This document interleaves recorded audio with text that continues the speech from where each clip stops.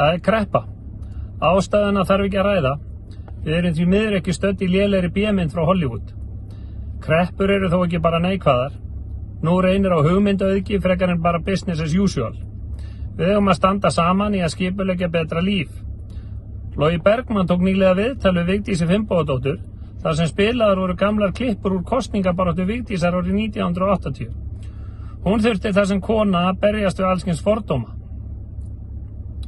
Hún var spurð að því á eftirminnilegan hátt hvort að það ætti að kjósa hana sem forseta að því hún væri kona. Vigdís svaraði því á snilldarlegan hátt, neitandi, það ætti að kjósa hana að því að hún væri maður. Í þessu svari fæddist leiðtogi, forseti sem sat farsarlega í 16 ár og þeir sem sinnt af embættinu síðan hafi ekki komist með tærnar þar sem hún hafði hælana.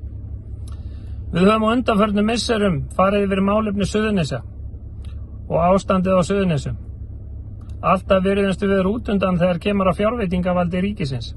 Mun minni fjármunum úthlutað á þessu svæði heldur en annar staðar. Þúsundir mistu vinnuna þegar að herinn fór. Hvað var gert þá? 100 mistu vinnuna þegar WOW fór. Þá var skellt á nokkrum námskeiðum í símenntun Keilis. Baráttan fyrir tvöföldun Reykjanesbrautarinnar hófst fyrir 20 árum. Verkin enn ekki lokið. Gæti verið að þið raunverulega svar væri ekki að finna hjá ríkisvaldinu og áhugaleysi þeirra á Suðurnesjum. Heldur að staðreyndin sé sú að á Suðurnesjum ekki að finna einn einasta leiðtoga sem heldur merki svæðisins á lofti. 4 sveitarfélög með samtals 30.000 íbúa sem ganga á engan hátt í takt. Samband sveitarfélaga með engan slagkraft. Og umfram allt engin leiðtogi.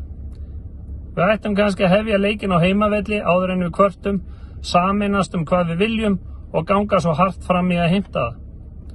Framkvæmdir á fullt í flugstöðinni. Ferðamennir kom aftur. Innanlandsflugið á Keflavíkurflugvöll.